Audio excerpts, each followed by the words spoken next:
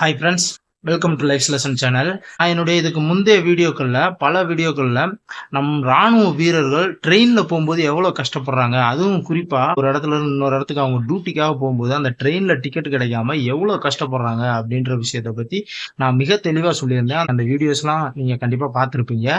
So இன்னைக்கு இந்த வீடியோல அதே மாதிரி ஒரு விஷயம் தான். இது வந்துட்டு இண்டிவிஜுவலா ஒரு டியூட்டிக்காக சோல்ஜர்ஸ் போகும்போது அவங்க ட்ரெயின்ல டிக்கெட் கிடைக்காம அவங்க அப்படி இப்படின்னு போறதெல்லாம் வந்துட்டு ஒரு பக்கம் நடந்தாலும், சோல்ஜர்ஸ் வந்துட்டு ஏதாவது ஒரு முக்கியமான விஷயத்துக்காக டியூட்டிக்கு கம்பெனியா போவாங்க. அதாவது இப்ப ஒரு எலெக்ஷன் டியூட்டியா இருக்கலாம், அல்லது நம் நாட்டுல நடக்கிற ஒரு முக்கியமான நிகழ்வுகள். இப்ப கூட கும்பமேளாலாம் நடந்து முடிஞ்சுச்சு இல்லையா? அது மாதிரி ஒரு விஷயமா இருக்கலாம். அப்புறம் அமர்நாத் டியூட்டியா இருக்கலாம். இல்ல வேற ஏதாவது ஒரு இடத்துல கலவரங்கள் நடக்கிற மாதிரி இருக்கலாம். ஸோ இந்த மாதிரி இதுக்கெல்லாம் வந்துட்டு ஒரு இடத்துல இருந்து கம்பெனிஸா மூவ் பண்ணுவாங்க. பல கம்பெனிஸ்களா சேர்ந்து சோல்ஜர்ஸ், இந்த சிஏபிஎஃப் சோல்ஜர்ஸ் பல கம்பெனிகளா மூவ் பண்ண வாய்ப்பு இருக்கு. ஸோ அது மாதிரி கம்பெனிஸை மூவ் பண்ணும்போது அவங்களுக்குன்னு ஸ்பெஷல் ட்ரெயின்லாம் அந்த கவர்மெண்ட் அரேஞ்ச் பண்ணுவாங்க. இந்த மாதிரி ஸ்பெஷல் ட்ரெயின் அரேஞ்ச் பண்ணும்போது கூட அவங்களுக்கு ஒரு ஸ்லீப்பரோ இல்லை ஏசி 3 டயரோ அந்த மாதிரி கம்பார்ட்மெண்ட்லாம் அரேஞ்ச் பண்ண மாட்டாங்க. வெறும் ஜெனரல் கம்பார்ட்மெண்ட் தான் அரேஞ்ச் பண்ணுவாங்க. அந்த ஜெனரல் கம்பார்ட்மெண்ட் கூட எத்தனை பேர் அதுல பயணிக்க முடியுமோ அத்தனை பேர் வந்துட்டு அதுல பயணம் பண்ற மாதிரி எல்லா பேத்துக்கும் தேவையான கம்பார்ட்மெண்ட்ஸ் எல்லாம் இருக்காது.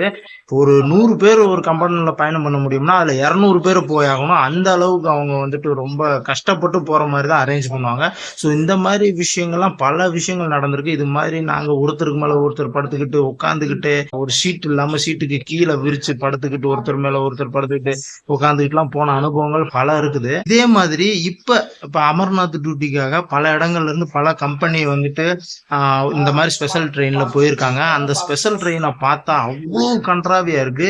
இதுக்கு முன்னாடி நடந்த விஷயங்களை விட ரொம்ப கொடுமையா இருக்குது. இந்த ட்ரெயின்ல எப்படி போறதுன்னே தெரியல. ஒரு நிமிஷம் அந்த ட்ரெயினை வீடியோ எடுத்த அந்த காட்சி நான் உங்களுக்கு காமிக்கிறேன்.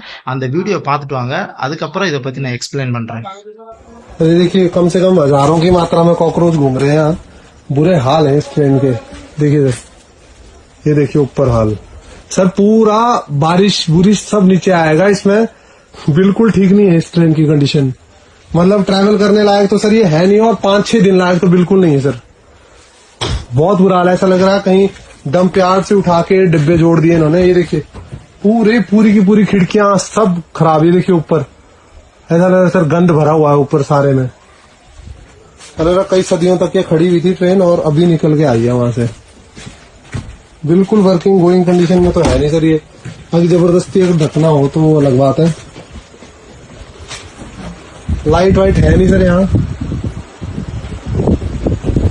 और बहुत ही बैड सिचुएशन सर।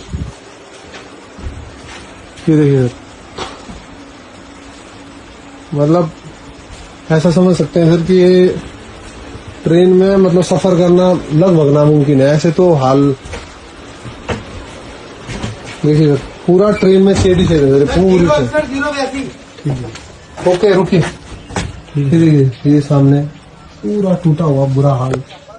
பாத்தீங்களா இந்த ட்ரெயின் எவ்வளவு மோசமா இருக்குன்னு? இந்த ட்ரெயின்ல அவ்வளவு கரப்பாம்பூச்சிகளா இருக்குது. அந்த ட்ரெயின்ல ஒரு ஒரு கம்பார்ட்மெண்ட்ல 100க்கு 200 பேர் பயணம் பண்ணணும்னா கீழே எல்லாம் படுத்துக்கிட்டு போகணும். அவங்களால படுத்துக்கிட்டு அந்த ட்ரெயின்ல டிராவலே பண்ண முடியாது, அவ்வளவு கரப்பாம்பூச்சிகள் இருக்குது. அது மட்டும் இல்ல, அந்த ட்ரெயினோட மேற்கூரை அந்த சீலிங் வந்துட்டு ஃபுல்லா உடைஞ்சிருக்குது.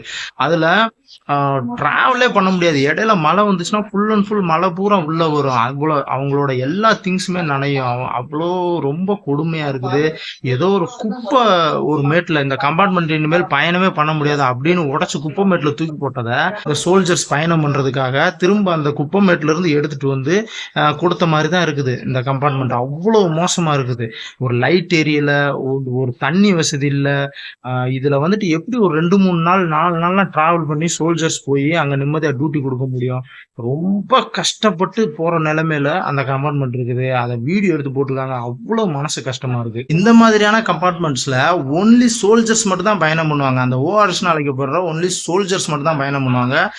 இந்த டிபார்ட்மெண்ட்ல இருக்க ஆபீசர்ஸ் வேற யாருமே இதுல பயணம் பண்ண மாட்டாங்க. அதனால அவங்க கண்டுக்கிறதே கிடையாது. அவங்களுக்குலாம் வந்துட்டு ஹை குவாலிட்டியா ரொம்ப லக்ஸுரியா அவங்க எல்லாம் அனுப்பப்படுவாங்க. அதனாலேயே இந்த சோல்ஜர்ஸ் எப்படி போறாங்க, அவங்க எவ்வளவு கஷ்டப்படுறாங்கன்றத அதை குறித்து யாருமே இங்க கண்டுக்கிறது கிடையாது. சோல்ஜர்ஸை பொறுத்த அளவுக்கு ஒரு அடிமைகள், நம்ம சொல் கேட்கிற, நம்ம சொல்றதை செய்யற அடிமைகளாக தான் அந்த போர்ஸ்ல இன்னுமே பார்க்கப்படுறாங்க. அவங்கள குறித்து எந்த ஒரு கரிசனை அக்கறையுமே கிடையாது. சோல்ஜர்ஸ்னா இப்படிதான் பல சூழ்நிலையில் ஏற்படும், அதுக்குதான் நீங்க வந்திருக்கீங்க, இந்த நாட்டை காப்பாத்துனா இப்படிலாம் இருந்துதான் ஆகணும், உங்க உடல்ல ரொம்ப வலிமை கடினப்படுத்தி நீங்க இருந்துதான் ஆகணும் அப்படின்ற ஒரு நிலைமை தான் இந்த போர்ஸ்ல வந்துட்டு இன்னமுமே இருக்குது. சரிங்களா? ஆனா ஆபீசர்ஸ் சுகபோகமா வாழ்றாங்க. ஒரு ஆபீசர்ஸ் கிட்ட 2-3 சோல்ஜர்ஸ் சேவைக்குன்னே வச்சுப்பாங்க. இந்த சூழ்நிலை தான் இந்த போர்ஸ்ல இன்னுமே நிலவிட்டு இருக்குது. மிலிட்ரியை பொறுத்த அளவுக்கு ஆபீசர்ஸுக்கு வந்துட்டு இந்த சோல்ஜர்ஸ் வந்து ஒரு புழுப்பூச்சிகளா தான் பாக்குறாங்க. நம்ம சொல் செய்யற அடிமைகள் அப்படின்ற ஒரு நிலைமை தான் இங்க கண்டிப்பா நடந்துட்டு இருக்குது. இதை வந்துட்டு வெளியில யாரு சொல்றதுல சொன்னா அந்த சோல்ஜர்ஸ் கிடைக்கிற மரியாதை எல்லாம் கொடுக்க மாட்டாங்க. நம்மளாம் இவ்வளவு கஷ்டப்படுறோம்னு தெரிஞ்சா வெளியில இருக்க மரியாதை கொடுக்க மாட்டாங்க அப்படின்றதுக்காகவே பல பேர் சொல்ல மாட்டாங்க, அப்படியே கெத்தா தெரிஞ்சிட்டு இருக்காங்க. ஸோ இதெல்லாம் வந்துட்டு பல விஷயங்கள் இது மாதிரி நிறைய மறைக்கப்படுது. ஸோ நண்பர்களே, இந்த மாதிரி விஷயங்கள்லாம் நான் அதனாலதான் எடுத்து சொல்லிட்டு இருக்கேன். இனிமேல் மிலிட்ரியில வரணும்னு நினைக்கிறவங்க, இந்த 10th முடிச்சுட்டு ஃபெயில் ஆயிட்டு ஊரை சுத்திட்டு நான் மிலிட்ரிக்கு போறேன் அப்படின்னு நினைச்சிட்டு வர்றவங்க கண்டிப்பா யோசித்துக்கங்க. இங்க வந்தா நீங்க அடிமை வாழ்க்கை தான் வாழணும். ரொம்ப ரொம்ப கஷ்டம் இங்க வேலை செய்யற. இனி வர்ற காலங்கள் எல்லாம் அவ்வளவு கஷ்டங்கள் இருக்குது. ஸோ அதனாலவே சொல்றேன், நல்லா படிங்க, படிச்சு நல்ல நிலைமையில உயருங்க, நல்ல நிலைமையில ஒரு ஆபீசரா வாங்க அப்படின்றத நான் திரும்ப திரும்ப எடுத்து முன் வச்சிட்டு இருக்கேன். நண்பர்களே, தயவு செய்து புரிஞ்சுக்கங்க. இந்த வீடியோவை மிலிட்ரிக்கு சேரணும்னு நினைக்கிற உங்க ஃப்ரெண்ட்ஸுகளுக்கு ஷேர் பண்ணுங்க. இது மாதிரி பல விஷயங்கள் தெரிஞ்சுக்கணும்னா இந்த சேனலுக்கு சப்ஸ்கிரைப் பண்ணி வச்சுக்கோங்க. மீண்டும் இது போன்ற அடுத்த வீடியோவில் சந்திக்கிறேன். நன்றி, வணக்கம், பாய்.